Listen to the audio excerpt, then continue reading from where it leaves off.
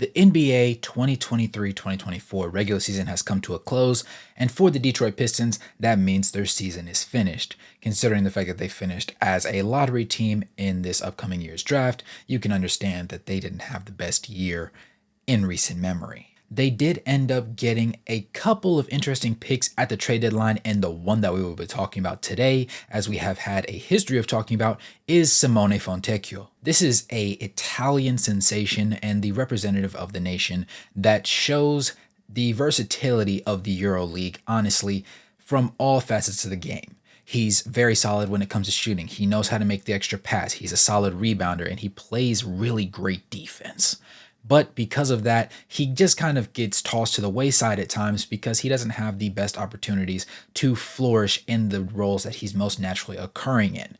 His last season in the NBA, which was also his first, ended up not being the greatest for himself personally because of injuries and just the adjustment that it took to get up to speed in the NBA game. However, he still managed to make things work, and coming into this season with the Utah Jazz, he actually helped crack the starting role and also push them to a 15-4 mark at one point in the season that saw them push their season into having more wins than losses before the trade deadline.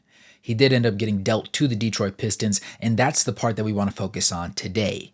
The 6'7", 209-pound small forward really put on a clinic after the trade deadline, even though we knew he was pretty solid before the trade deadline. Admittedly, the Utah Jazz seemed to have more of a direction than the Detroit Pistons, which would make sense why he was able to just go ballistic on the Pistons, because they just needed somebody to do something.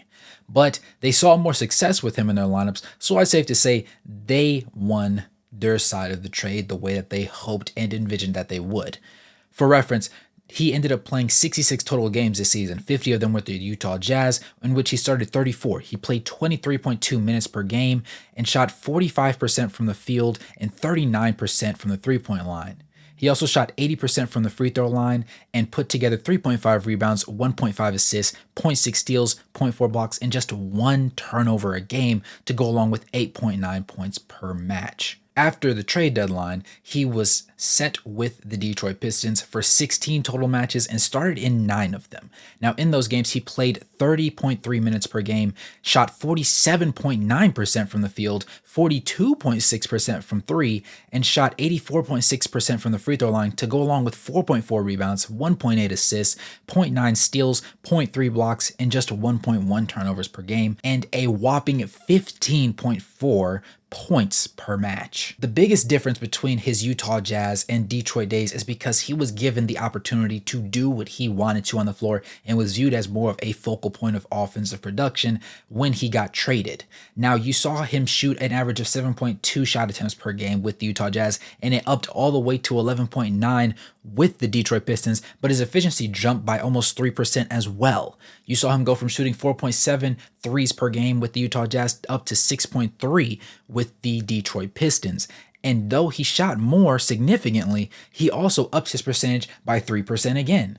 And then he almost doubled his free throw attempts from 0.8 to 1.6 and upped his percentage by almost 5%. He showcased everything that he is about, and honestly showcased that he is a legitimate starter in the NBA game. He's not the fastest, he's not the strongest, and he doesn't have the highest vertical, but he does have a high level of sneaky athleticism that a lot of people don't credit him for until they have to deal with it firsthand. Fontecchio is a player that on a championship caliber team would be reasonable to have as your third option, in my opinion.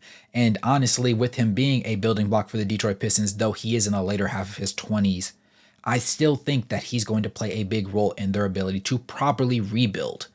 The man Cade Cunningham has been on that team since he was drafted, and he looks like he's like 32 years old now just because of the wear and tear and stress of trying to carry that franchise and make them respectable when they're always getting thrashed around by everybody regardless of the game that they play.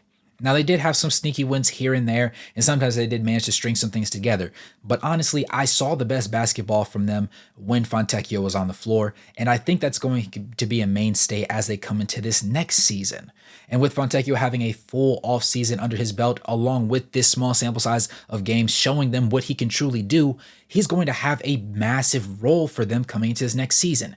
And not only will he end up putting himself into a position where he plays himself into a massive contract, as his contract was going to expire this year, he's going to see a significant pay increase and also put other people from the EuroLeague on the map.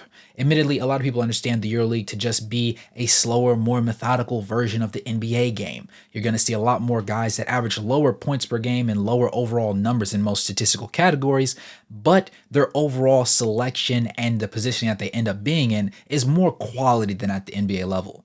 However, as a result, the game is slower, and so a lot of people don't actually put things into context unless they are true students of the game, like I hope you are watching this channel. If you made it this far in the video, go ahead and smash that like button and subscribe to the channel. We do this almost every day. To get back into things, Fontecchio is opening a door and continues to pry things open. Obviously, we have the Jokic of the world. We have the Luka Doncic of the world. We have all these international players and Giannis's and everybody else that come from all over Europe and Africa and everywhere else. But at the same time, they always are known as the big stars in the league. And everybody can't be a big star. Fontecchio is one of those guys that just kind of slides under the radar up until the proper moment when he found his opportunity to boom. And while he may never see the peak and the respect that the Jokic, the Giannis's, and the Lukas get of the world, he's still going to have the opportunity to be a mainstay and be talked about on a daily basis by a city of fans. And honestly, in some games, maybe even on national television, if the Detroit Pistons position themselves well. I think that they have the ability to, and ultimately it comes down to how far himself, Cade Cunningham, Jaden Ivey, and the rest of those boys can end up pushing themselves in these next 3 to 4 years. Because as we know, once you hit 28, 29, you start to hit your prime. And because Fontecchio is still kind of a young player in the NBA game, he has a more unknown value about himself. He has the ability to push himself to greater heights than anybody else potentially could, and I think that he will do so. He has a level of athleticism that a lot of people don't respect until he goes and punches it on somebody's head. They also don't understand how great of a playmaker he tends to be until his shot isn't falling the way that he would like for it to, and he makes that extra pass that seemingly nobody saw coming. And then when that person hits that shot, it opens up a world of pain for the other team and puts his team in even better waters. We saw it with the Utah Jazz, and now we're seeing his full arsenal of bag moves with his new team. I believe that he will continue further on down this path, and I love what I'm seeing out of him so far. You guys let me know what you think of Fontecchio's season, though, in the comments below. I'm always interested to hear what you guys have to say. Let me know what you think his contract's going to look like, because remember, it expires this offseason, and undoubtedly, the Detroit Pistons are going to go ahead and pay top dollar to retain the man. With that being said, though, go ahead and smash that like button, subscribe, and turn on post notifications. Become a member to help support the content.